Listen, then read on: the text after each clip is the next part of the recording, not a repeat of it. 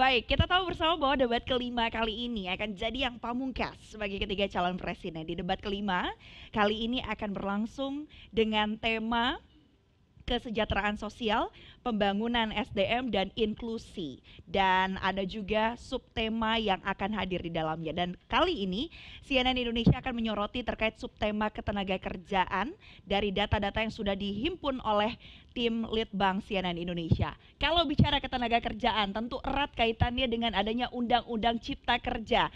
Sebelum kita masuk ke yang satu ini, pasal-pasal yang kontroversial, kita flashback sedikit.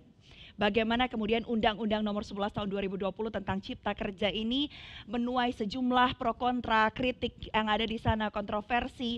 Bahkan usai pengesahan pada tahun 2020 lalu, Undang-Undang Cipta Kerja ini sempat juga dinyatakan oleh MK sebagai inkonstitusional bersyarat.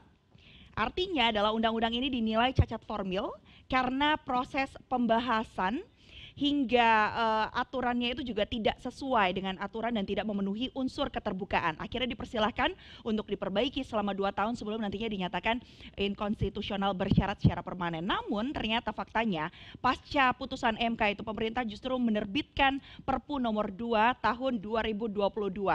Kita lihat lagi, sejumlah pasal kemudian dinilai menjadi kontroversial. Yang pertama, ada di pasal 59, kontrak tanpa batas. Kita baca di sini bahwa adanya Undang-Undang Cipta Kerja akhirnya menghapus aturan mengenai jangka waktu perjanjian kerja waktu tertentu atau PKWT atau pekerja kontrak. Kalau kita lihat di undang-undang sebelumnya, Undang-Undang Ketenagakerjaan, PKWT ini bisa diadakan paling lama 2 tahun dan hanya boleh diperpanjang 1 kali, paling lama 1 tahun. Ini berbeda dengan adanya Undang-Undang Cipta Kerja yang berpotensi memberikan keleluasaan bagi pengusaha untuk mempertahankan status pekerja kontrak tanpa batas.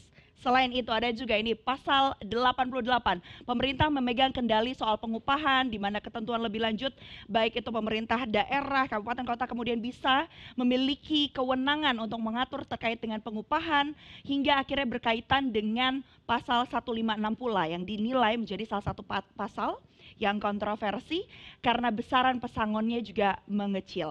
Aturan mengenai sanksi bagi pengusaha yang tidak membayarkan upahnya sesuai ketentuan ini dihapus melalui Undang-Undang Cipta Kerja. Kita beralih ke informasi lain. Ini dia. Kita lihat ada peta Indonesia di sana, ada rata-rata nilai UMP, upah minimum pegawainya di tahun 2024 yang ada di Indonesia seperti apa.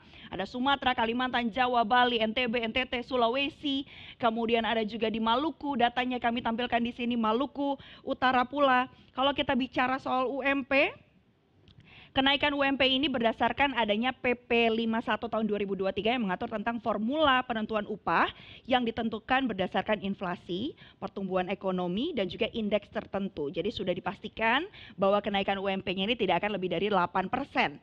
Kita lihat besaran terbesar tentu adanya di Jakarta, 5.067.381, artinya naik 3,38% dibandingkan dengan UMP 2023.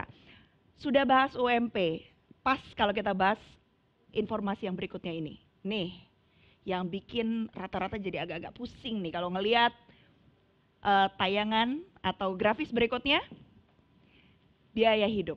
Kemarin sempat ramai juga bahwa DKI Jakarta sebagai ibu kota, tempat banyak kemudian yang menaruh asanya di sana, tapi dinyatakan bahwa DKI Jakarta termasuk dalam kota dengan biaya hidup tertinggi di Indonesia. Siapa yang pusing? Saya juga ikutan pusing ya. Kita lihat nilai konsumsi SBH-nya di 2022 bahkan mencapai 14,88 juta.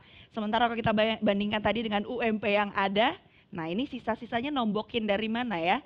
Tapi yang pasti setiap hal atau data-data yang tadi dijabarkan ini membuat kita sebagai masyarakat berharap adanya kepastian hukum, adanya aturan, adanya kemudian kebijakan-kebijakan yang berpihak bagi para pekerja.